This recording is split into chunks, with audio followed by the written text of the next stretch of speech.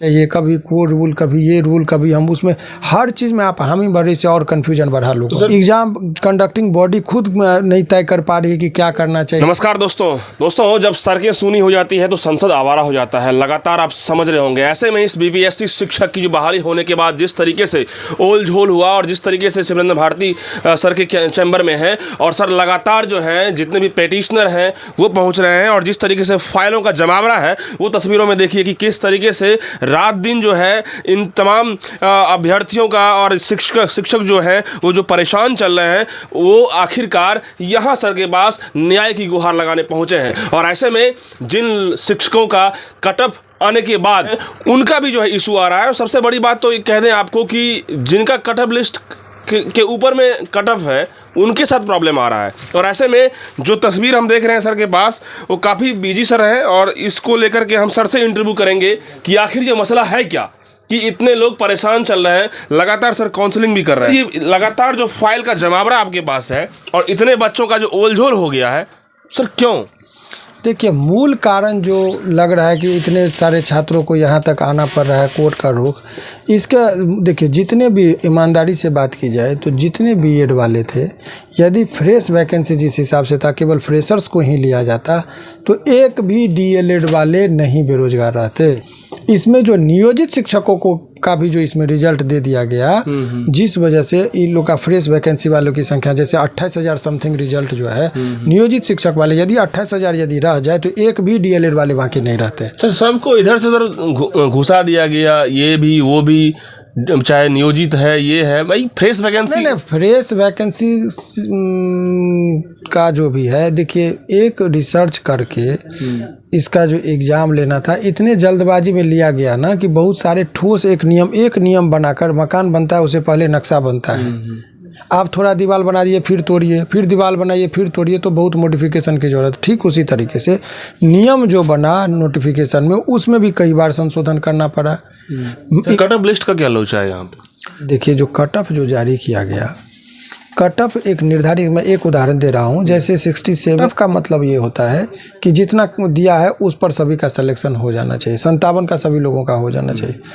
महिला के लिए 57 आप कट ऑफ जारी कर रहे हैं और 72 वाले महिला नंबर ला के उनका सिलेक्शन नहीं हुआ है, वो फाइनल मैंने रिजल्ट में नहीं आया। तो इसके पीछे कौन है कारण? तो सर शर्म की बात हुई ना। तो नहीं, तो ये अनियमितता हो गया ना। कट ऑफ में भी उससे नीचे वाले का भी नहीं होना चाहिए और हमारे पास एक नहीं, कट ऑफ जारी के बाद 130 ऐसे, वो जो है वहाँ पर आप दिखाइए जो हमने बाहर में रखा है वो बंडल वही है। इतने बंडल में कट ऑफ जितना जारी किया गया है उससे जो है ज़्यादा नंबर वाले का फाइल है वो जिसका नहीं हुआ है। इसमें अलग अलग बंडल में अलग अलग तरह के नेचर को हमने बना के अभी रखा है, उस पर काम तो सर ये तो बीपीएससी बोर्ड पे हंसने वाली बात हो गई। तो इसमें जो भी बातें हैं, तो अब तो हम लोग न्यायालय में किसी का हम व्यक्तिगत आलोचना क्या करें। हम लोग को जो न्यायालय में जो चीज़ें लगेगा उसको लाएंगे, लेकिन मूल बात देखिए, नॉर्मलाइजेशन नहीं हुआ, कट ऑफ में वेरिएशन है, तो ये कट ऑफ भी त्रुटिपूर्ण है। वो इसलिए भी क्योंकि छात्रों को लग रहा है कि एक मान ले चूँकि पर डे अभी बीपीएससी के सामने भीड़ लग रही थी तो कट ऑफ नहीं जारी होता।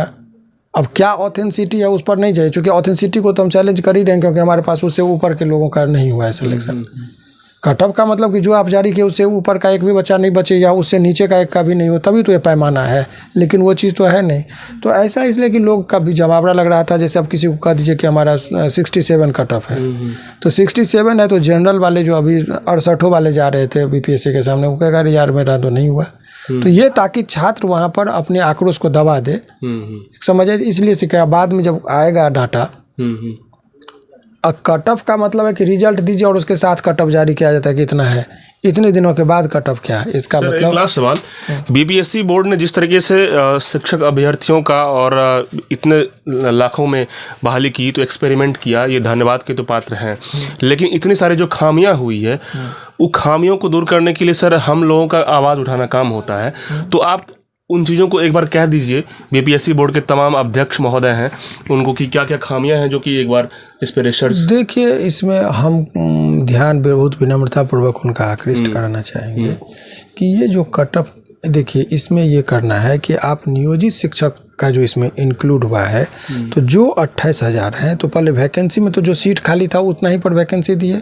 तो ये जो 28,000 है उसमें से जितने लोगों ने क्वालिफिकेशन जितना माने आपका जो था कि मिनिमम क्वालिफिकेशन माने क्वालिफाइंग मार्क्स जो फिक्स किया गया था 39, 41, 44 हर कैटेगरीज में, तो जो उसको अचीव कर लिया है उनको ज्वाइन कराने की दिशा में इनको सकारात्मक फीडबैक सर। हालांकि बीपीएससी के पास चेयरमैन के पास अथॉरिटी नहीं होती है, लेकिन एक सलाह अपना अनुशंसा तो कर सकते हैं, अनुशंसा करके कि भाई अभी फ्रेश वैकेंसी में भी आपको खर्च होगा तो क्यों नहीं, यही बच्चा लोग क्वालिफाई कर ही चुका है, मिनिमम पासिंग मार्क ही लोग ले आया है, इन लोगों को कर दीजिए। हमारा नियोजित शिक्षकों को भी जो है राजकर्मी का दर्जा आप दे दीजिए, उसको हमको कोई प्रॉब्लम नहीं है, उनको भी आप ले आए। उसका उनके जगह पर जो है इतना सीट आया तो 28,000 का फ्रेश में आप सभी लोगों को ले आएगा, सभी का हो जाएगा। एग्जाम कंडक्टिंग बॉडी खुद नहीं तय कर पा रही है कि क्या करना चाहिए। बीपीएससी बोर्ड जल्दबाजी जो की है इसके पीछे मतलब क्या लग रहा है कि वो जल्दबाजी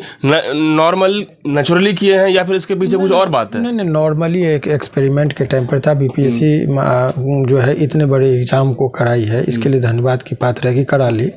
लेकिन स्वाभाविक सा है कि इसमें जो भी इनका जो एग्जाम का जैसे एक बार नोटिफिकेशन आ जाने के बाद रेयर एंड रेयरेस्ट सिचुएशन में उसमें संशोधन होना चाहिए।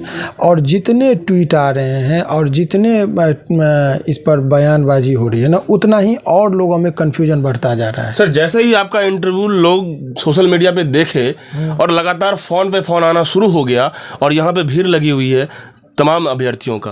नहीं, वो देखिए सवाल ये है कि आप लोगों की शुभकामना से लोगों की उम्मीद हर मुद्दे पर रहा है और मेरे से उम्मीद नहीं है। ये जो लोगों को गलतफहमी है कि मेरे पर बहुत भरोसा है, उम्मीद मेरे पर नहीं है। ये माध्यम है कि मान लीजिए ये उम्मीद माननीय उच्च न्यायालय पर है। ये समझिए पटना हाई कोर्ट पर अभी लोगों का कितना उम्मीद है, कितना भरोसा है। वकील हम हो या कोई और लोग भी फाइल कर रहे हैं, वो एक माध्यम है। इसमें ये कह देना कि मैं ही सब कुछ करा रहा हूँ, ये गलत है। इसमें एक वकील एक माध्यम होता है जो कि किसी के साथ इनजस्टिस होता है तो वो माननीय न्यायालय के समक्ष उसके बातों को रखते हैं, बस यही एक मैटर है। सर न्यायालय की ओर चल दिए हैं आप, तो क्या इन तमाम लोगों को मिल जाएगा? देखिए न्यायालय से बहुत लोगों को जब इधर न्याय नहीं मिलता है तो लोग न्यायपालिका की ओर ही देखता है। और सकारात्मक तो लोगों को, चूँकि इसमें इतनी त्रुटिपूर्ण है कि पूरा विश्वास है कि लोगों को न्याय तो मिलेगी ही यहाँ पर, और लोगों को मिला भी है। एक बार दरोगा वाले एग्जाम में ही देखिए कैंसिल हुआ, फिर हाई कोर्ट से हुआ, अनेकों एग्जाम में हुआ है। इसमें राहत तो जो मेरिट है केस में उसमें मुझे लग रहा है कि कहीं कोई संदेह नहीं है। बिल्कुल। देखिए दोस्तों, जो मेरिट है जिन लोगों का और न्यायालय की जब गुहार लगाएंगे तो निश्चित रूप से उन्हें न्यायालय की तरफ से जो है मदद मिलेगा। और जितने भी कट ऑफ लिस्ट जो अब अबव हैं कट ऑफ से, उन लोगों को जब इस तरह की परेशानी हो रही है तो कहीं ना कहीं ये न्याय संगत बातें नहीं है। और ऐसे में भारती सर लगातार एफर्ट डाल रहे हैं और उन लोगों को न्याय मिलेगा निश्चित रूप से। शुक्रिया।